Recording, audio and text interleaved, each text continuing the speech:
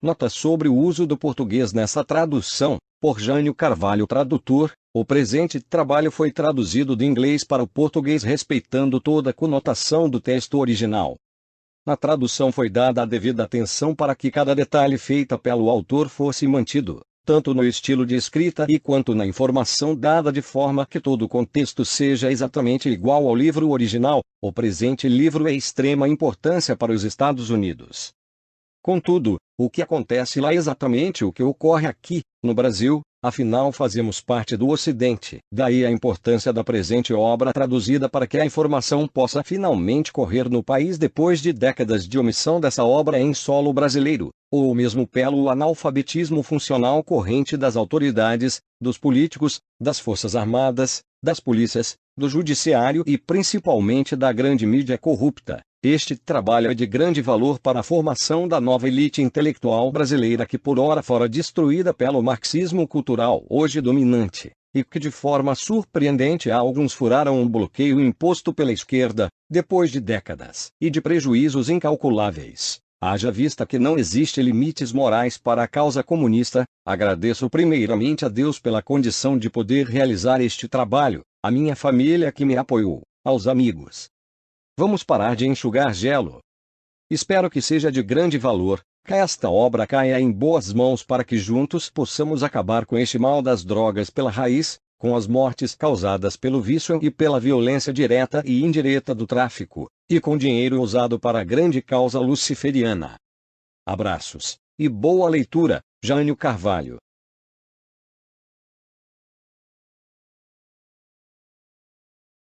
Livro Cocaína Vermelha. Introdução à segunda edição, por Christopher Story. Londres, 1999. O Manual Comunista de Instruções sobre Guerra Psicopolítica, cujo texto sobrevive no domínio público em parte porque foi usado em escolas subterrâneas, como a Escola de Trabalho de Eugene Debs, na 103 East Wells Street, Milwaukee, Wisconsin, na década de 1930 e posteriormente, contém declarações explícitas sobre o uso pretendido de drogas contra populações específicas para fins revolucionários. Em um endereço para estudantes americanos que frequentavam a Universidade de Lenin antes de 1936. Lavrenti Beria, um dos homens mais malvados que já viveram, exortou os estudantes de psicopolítica, que Beria chamou de divisão de geopolítica, para estudar especial técnicas revolucionárias projetadas, para produzir um máximo de caos na cultura do inimigo. Você deve trabalhar, ele pediu em suas observações, que permaneceram no domínio público, juntamente com o próprio texto comunista, até que tenhamos domínio sobre as mentes e os corpos de cada pessoa importante na sua nação. O capítulo 9 do Manual Comunista revela que a escola freudiana já havia sido sequestrada pelos revolucionários leninistas. Viena, afirma, foi cuidadosamente mantida como o lar da psicopolítica, já que era o lar da psicanálise. Nossas atividades há muito dispersaram qualquer um dos ganhos feitos pelos grupos freudianos e assumiram esses grupos.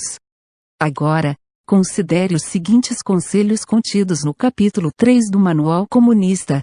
Os ricos, os especialistas em finanças, bem informados no governo são alvos particulares e individuais para o psicopolítico. Todo homem rico, todo homem de Estado, cada pessoa bem informada e capaz no governo, deve ter trazido ao seu lado como um confidente confiável, um operador psicopolítico. O produto recente mais conhecido do sucesso diabólico de um psicopolítico, que se apresenta como um curandeiro, um falso psiquiatra, mal recebido entre psiquiatras profissionais em Londres, é a falecida princesa Diana, cuja mente estava virada, desconstruída e depois preenchida com valores lixo, nos últimos anos de sua vida trágica. Seu caso se encaixa precisamente com esta instrução do manual. As famílias dessas pessoas, dos estratos superiores da sociedade, o manual explicou, são muitas vezes perturbadas pela ociosidade. E esse fato deve ser desempenhado. A saúde e a selvageria normais do filho de um homem rico devem ser torcidas e pervertidas transformadas em criminalidade ou insanidade. Isso traz de uma vez alguém em cura mental, em contato confidencial com a família. Por isso poderia haver colocado ao lado de todo homem rico ou influente, um operador psicopolítico. Psicopolítica, como explicado no Manual Comunista, é a arte e a ciência, Satanás, de afirmar e manter o domínio sobre os pensamentos e lealdades de indivíduos, oficiais, agências e massas e a realização da conquista de nações inimigas através de cura mental, subversiva e instrumental. Enquanto Beria e seus sucessores buscaram principalmente atacar e derrubar pessoas influentes e decisores políticos no Ocidente, como um atalho para a política desestabilizadora, para encobrir ou enfraquecer as políticas econômicas do país-alvo, eles também tinham em mente o uso de drogas como meio de degradar a sociedade em geral. Assim, as massas, em cujo nome os comunistas pretendiam agitar, eram elas próprias vítimas diretas de uma ofensiva mundial de narcóticos. A juventude da sociedade, em particular, deveria ser alvo uma vez que, no devido tempo, assumiriam posições de influência, com seus valores e lealdades corroídos e mudados, para o benefício irreversível da revolução. A natureza autoevidentemente satânica deste programa não deve ser uma surpresa, afinal, Marx se tornou um satanista quando adolescente. Lenin é conhecido por participar de pelo menos um evento satânico, Massa Negra, na ilha de Capri.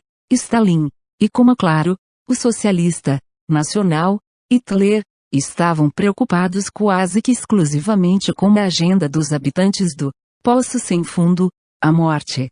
Assim, o Manual Comunista dirigiu a estudantes da Universidade de Lenin da seguinte forma, ao disponibilizar prontamente drogas disponíveis de vários tipos, dando ao adolescente álcool, louvando sua natureza selvagem, estimulando com a literatura sexual e propaganda para ele ou suas práticas como ensinado no CESPOL, o operador psicopolítico pode criar a atitude necessária do caos, ociosidade e inutilidade. Ele pode, a partir de sua posição como autoridade na mente, aconselhar todas as formas de medidas destrutivas. Como educador, ele pode ensinar a falta de controle dessa criança em casa. Ele pode instruir, em uma situação ótima, a nação inteira em como lidar com as crianças e instruí-las para que as crianças, sem controle, sem uma casa real, possam correr despreocupadamente com a responsabilidade de sua nação ou de si mesmos. O desalinhamento da lealdade da juventude a uma nação não comunista estabelece o estágio adequado para um realinhamento de suas lealdades com o comunismo, criando uma ganância por drogas, mau comportamento sexual e liberdade descontrolada, e apresentando isso a eles como um benefício. Com facilidade trará nosso realinhamento de lealdades. The Sunday Telegraph, de Londres, publicou um relatório de 5 de fevereiro de 1995 intitulado A Nova Suíça, Viciados, Prostitutas e Assassinatos de Rua. A autora, Patricia Morgan, revelou que, desde que a prostituição foi legalizada em dezembro passado 1994, os bordéis se colocaram no centro das atenções, anunciando seus produtos em detalhes gráficos.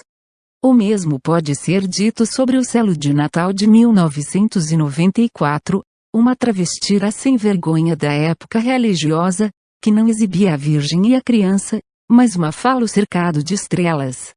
Um lema foi marcado acima do projeto Stop AIDS. Uma colisão traumática estava em andamento entre a velha ordem e um novo niilismo. Depois do sexo, drogas. São as seringas descartadas, não a neve, que ele no chão em torno de Zurique Cornhaus Bridge. Praticamente qualquer coisa como a cena das drogas do distrito de Lethem existe em qualquer lugar, o que parece uma prisão de alta segurança, patrulhada por guardas, é de fato a escola secundária local. O fio perimétrico mantém os viciados e as prostitutas. Atravesse a ponte para Toronto do lado do ZEUA da fronteira canadense e com o visitante que cumprimentou? A exibição mais opressiva e repugnante que a subcultura, entretenimento, tem para oferecer em qualquer lugar do mundo. No Reino Unido, cada fim de semana, estima-se que 1,5 milhão de jovens passem sexta-feira ou sábado à noite em raves, com uma droga sintética chamada ecstasy, importada ilegalmente da Holanda, a meca da permissividade nas 2 últimas décadas. Muitas mortes por causa dessa mistura letal foram relatadas e o dano a longo prazo infligido não é qualificado. Nos ginásios e casas noturnas, um novo designer droga, conhecido como êxtase líquido, estava sendo amplamente comercializado no início de 1999, depois de test runs em várias partes do país e entre as comunidades homossexuais nas grandes cidades. Se esta substância gama-hidroxibutirate, ou GHB é misturada com álcool, os efeitos letais podem seguir rapidamente. Após a morte de Emu Ignite, de 27 anos, que expirou de repente depois de ingerir essa substância em alguma casa noturna do Reino Unido sem saber o que estava levando, o inspetor-chefe da detetive Colin Matthews, da polícia de Merseyside, disse ao The Daily Telegraph que as pessoas que tomam esse líquido estão contando com a morte. Eles são de fato, uma vez que possui a característica deliciosa de ser propensos a deprimir o sistema nervoso central. O digno inspetor chefe detetive de Merseyside sabe que essa substância maligna é certamente um subproduto do programa contínuo de armas químicas e biológicas soviético/russo. Caso contrário, porque o MI5/MI6 não informou dessa forte probabilidade.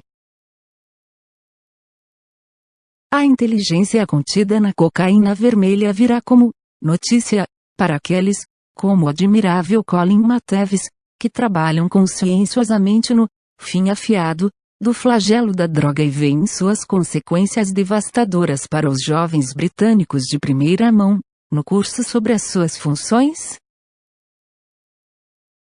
Porque a civilização ocidental foi degradada desde a década de 1960 e quem está por trás desse fenômeno?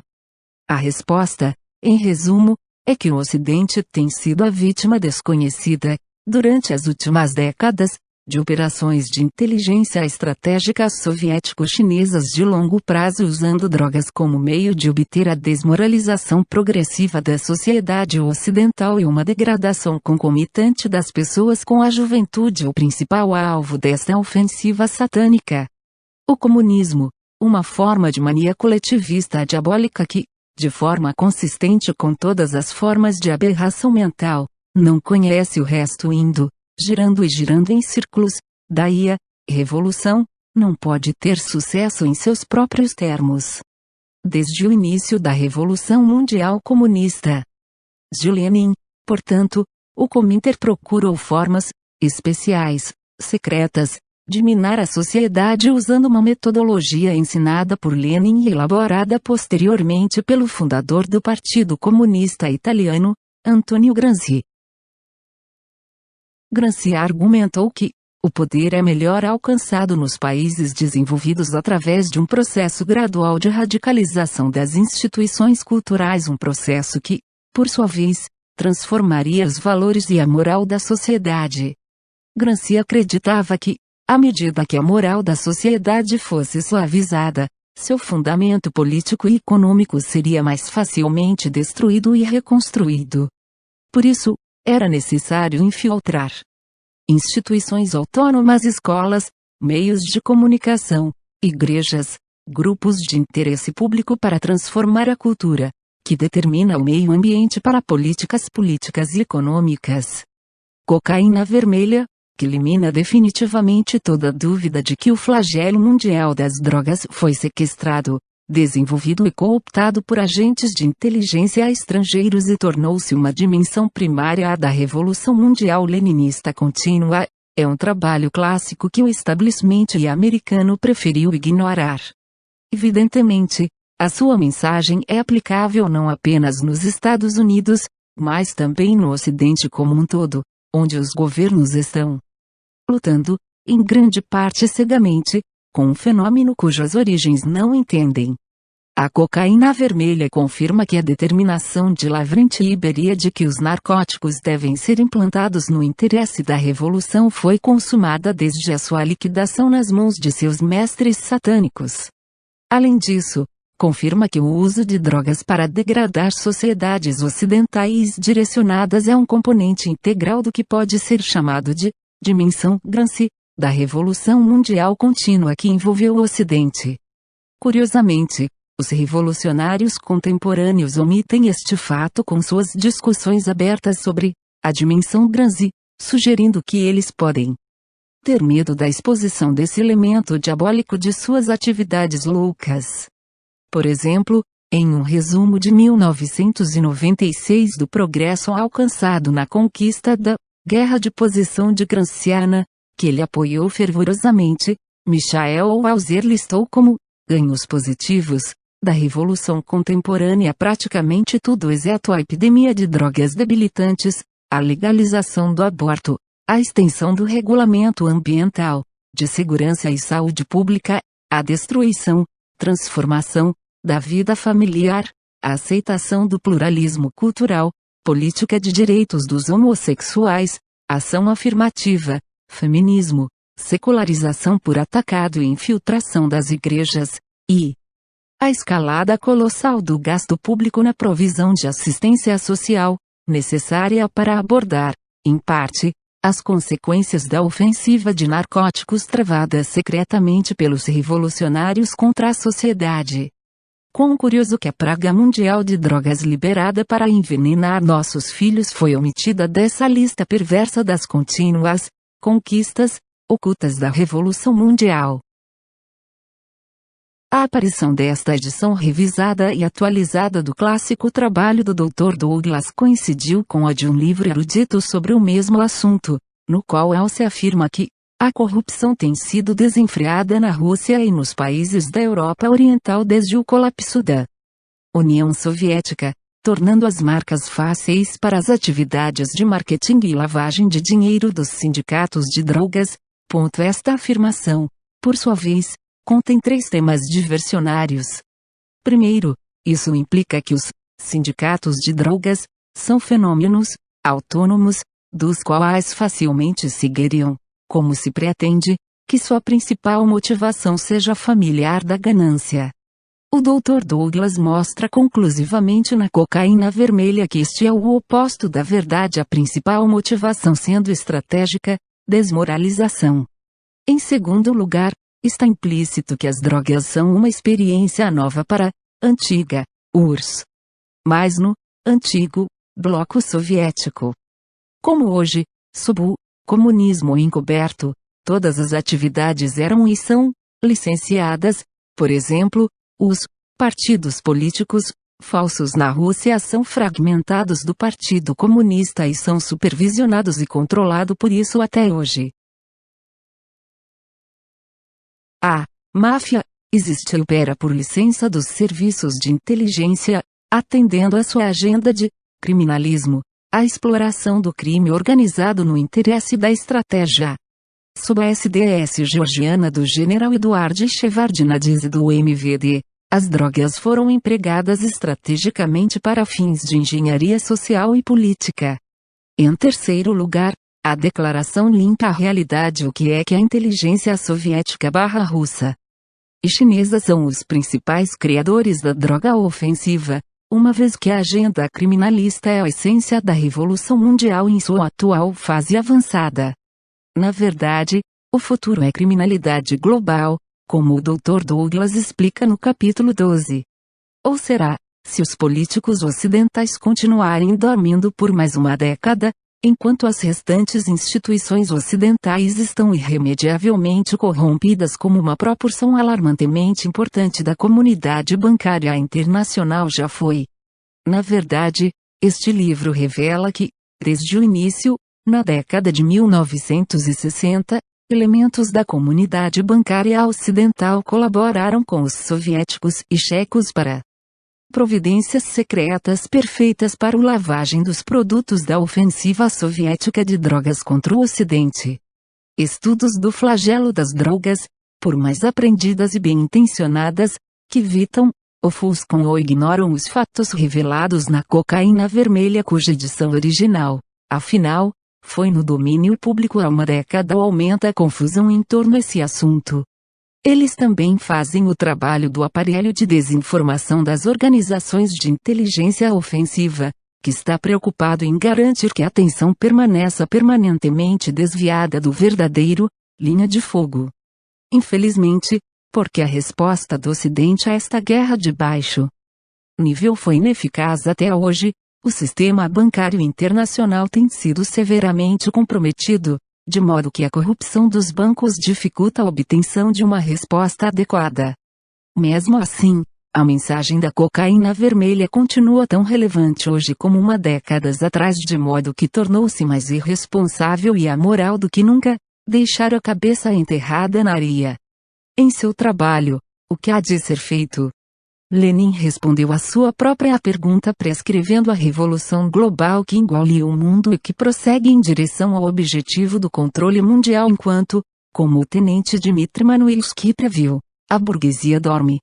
O Dr. Douglas responde à pergunta de Lenin com a única resposta efetiva possível: a exposição. Pois esta é a única resposta que os agressores políticos da ofensiva mundial de drogas não podem suportar. Christopher Story, Londres, janeiro de 1999 e julho 2001. A visão padrão, desinformada, do flagelo das drogas contemporâneas, que está devastando as mentes e os corpos da juventude ocidental e, assim, degradando o grande número de pessoas, é que acabou de acontecer. As recompensas financeiras, de acordo com esse argumento, são tão enormes que sempre haverá forças do mal dispostas a distribuir narcóticos por dinheiro. Esta visão complacente é explodida pelo livro Cocaína Vermelha, Viciando a América e o Ocidente, que mostra de forma conclusiva que de forma contínua os leninistas russos e chineses têm usado narcóticos há várias décadas como uma arma decisiva na guerra de baixo nível em curso que estão batendo contra a civilização ocidental. O uso das drogas como um instrumento ofensivo de suavização pressupõe a falta de qualquer descontinuidade de intenção e prática leninistas desde 1917, crucialmente, desde as mudanças orquestradas de 1989 e 1991, que foram concebidas para hipnotizar e enganar o mundo para acreditar que a Revolução Mundial desmoronou. A narco-guerra baseia-se em uma estratégia satânica prevista por Lenin e desenvolveu-se sob Stalin pelo seu odioso chefe de polícia, Lavrentiy Beria. Depois que os chineses comunistas terem implantado narcóticos contra seu próprio povo antes de conquistar o poder em 1949, ampliaram suas operações de drogas internacionalmente, os soviéticos embarcaram seriamente nas ordens de Khrushchev por sua própria ofensiva de drogas, reforçando uma campanha revolucionária para desmoralizar o Ocidente, sua moral e suas instituições, uma estratégia elaborada pelo fundador do Partido Comunista Italiano, Antonio Gramsci. O Dr. Joseph D. Douglas, principal especialista mundial em uso político de narcóticos, explica como um desertor checo, o falecido general Jan Sejna, alertou o Ocidente para essa ofensiva diabólica e quão corruptos e irresistíveis funcionários ocidentais e bancos optaram por ignorar a realidade feia, por razões de conveniência. É belo, politicamente correto. Sobre o autor, Joseph D. Douglas Jr. Ph.D. O Dr. Joseph Douglas é um analista e autor de segurança nacional com experiência em política de defesa, avaliação de ameaças, fraudes, inteligência e guerra política, estratégia nuclear, terrorismo, agentes e aplicações avançadas de guerra química e biológica e tráfico internacional de narcóticos. Desde meados da década de 1980, seu foco principal tem sido a pesquisa em várias dimensões da guerra cultural e, em particular, na praga da droga ilegal, com ênfase em suas origens, estruturas de apoio, marketing e a questão: o que pode ser feito? O Dr. Douglas recebeu seu PhD em Engenharia Elétrica pela Universidade Cornell em 1962 e ensinou na Cornell, na Escola de Pós-Graduação da Marinha de Monterey e na Escola de Relações Internacionais Avançadas Johns Hopkins em Washington. 600 trabalhou em laboratórios nacionais, Sandia Corporation, o governo do ZEUA, onde foi deputado e diretor interino, Escritório de Tecnologia Tética, a Agência de Projetos de Pesquisa Avançada e com vários contratos de defesa, como o Instituto de Análises de Defesa e a Corporação de Planejamento de Sistemas. Ele é um ex-membro das Armas Grupo de Avaliação de Sistemas, US Army Science Board e ex-consultor da Agência de Controle de Armas e Desarmamento e do Comitê de Relações Exteriores do Senado. Ele atualmente dirige o Instituto Redwood, que foi formado para enfrentar os problemas internos dos Estados Unidos como drogas ilegais, crime e educação empobrecida e identificar a raiz dos problemas, avaliar a política nacional e elaborar uma opção de política alternativa. O autor tem sido um analista paneiro e talvez seja mais conhecido por seus estudos inovadores sobre a política de armas nucleares, o impacto de munições guiadas por precisão, a natureza da ameaça nuclear soviética, os riscos decorrentes de agentes de guerra química e biológica e aspectos de inteligência do narcotráfico internacional.